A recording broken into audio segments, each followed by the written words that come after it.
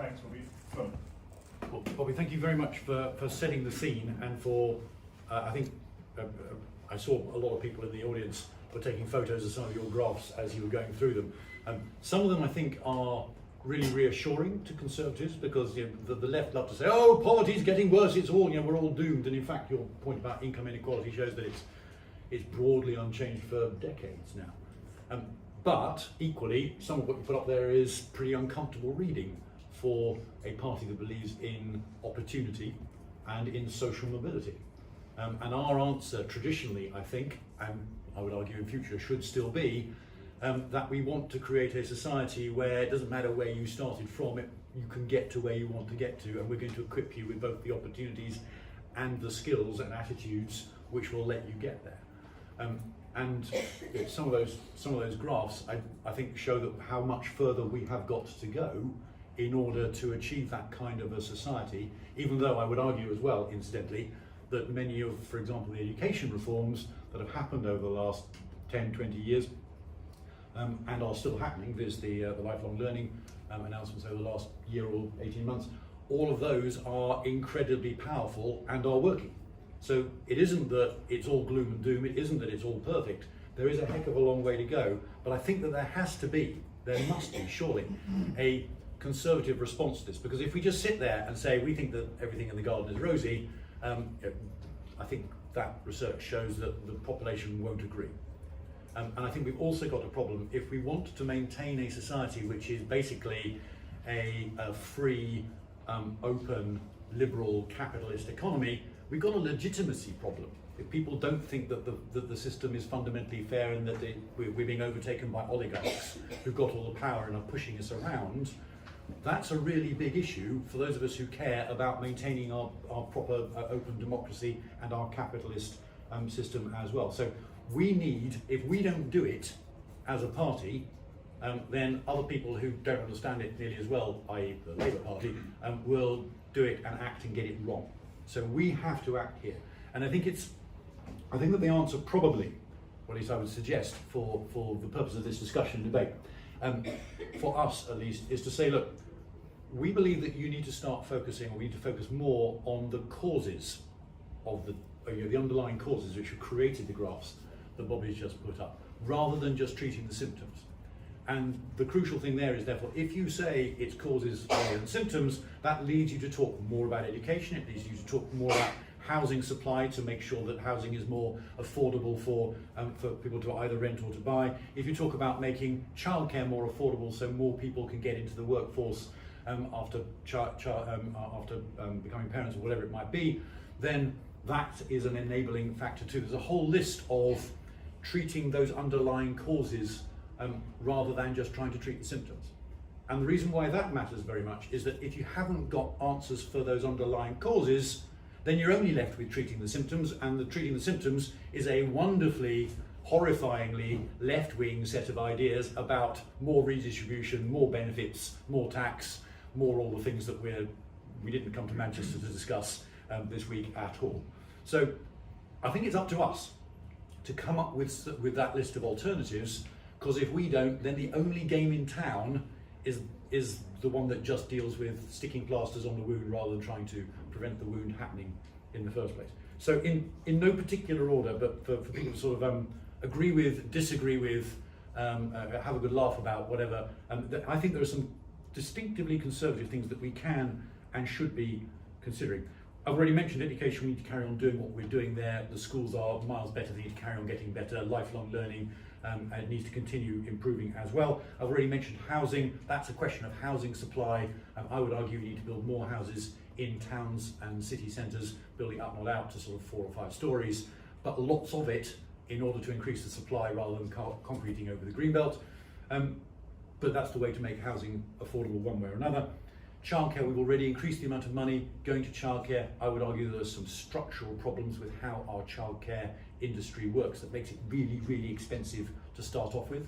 And if you look at international comparisons, we are one of the top 2 most expensive nations for childcare in the G20. And no one, I think, is claiming that we're in one of the top 2 nations in the G20 for childcare outcomes in terms of the quality of the thing we're producing. So we have managed to create for ourselves a very expensive way of achieving something which isn't very outstanding. I think we need to address that as well in order to make that more affordable for more parents. But there's a whole series of other things that we have to have a decent answer on as well. One of them is, I think you mentioned, Bobby, health inequalities. There's a huge amount of research now that shows that if you live in substandard housing, or you have to commute for a very long time to get to work, or whatever it might be, you are much more likely to get ill. And if you're much more likely to get ill, you're much more likely to have a less good career. And that means you're much more likely to be unable to get out of poverty, or you're much more likely to fall into poverty.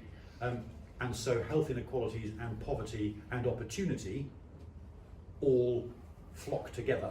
They all overlap very heavily. And so as a party, I think we need to ask and have answers to the question of why is it that if you are in the top decile of income in this country, your life expectancy, your healthy life expectancy, is about 10 years more than someone who lives just down the road in the bottom decile of income. 10 years life expectancy difference. That's awful. That's truly, truly terrible. And it's bad for our economy too. So it's morally bad, it's socially bad, it's economically bad. And if we care about levelling up, and we do, then we have to have answers which address those things, those long-term causes of health inequalities, things to do with drug addiction, things to do with housing and so forth. And we're starting to address those, but I think we have a very, very long way to go further. Next one, and this is a real elephant in the room, is addiction. Addiction is something which no political party, with the possible exception of the Lib Dems who get it wrong on a regular basis and lose votes every time they try and address it. But addiction is one of those things which causes lives to collapse. It accentuates inequalities and accentuates poverty, and it makes it much, much harder to earn your way out of poverty, because if you're addicted, you can't hold down a proper job. And we've had the same rules in place for about 50 years, and addiction rates have risen inexorably pretty much every year for 50 years. I don't think that we should be the party that argues that you try and legalise drugs at all, incidentally, but I'm also certain that our current ways of controlling those dangerous chemicals are not working, and it is a major, major contributor to poverty and to inequality and to economic dead ends and people not being able to get out of poverty at all. So those are just some. The last one I'll leave you with is something where I think we can spike Labour's guns. Bobby mentioned quite a lot about concentrations of wealth. Yeah, our party does not believe in taxing wealth, and quite rightly so, and particularly because if you tax wealth, it tends to also hit unfairly on people like pensioners who have high asset values but not very much income, and therefore it penalises them unfairly. But we have slid as a party a very long way from the days of Nigel Lawson, because Nigel Lawson said, right, we're not going to tax wealth, but we are going to tax all income, whether it is earned or unearned, i.e. the income from wealth, the same.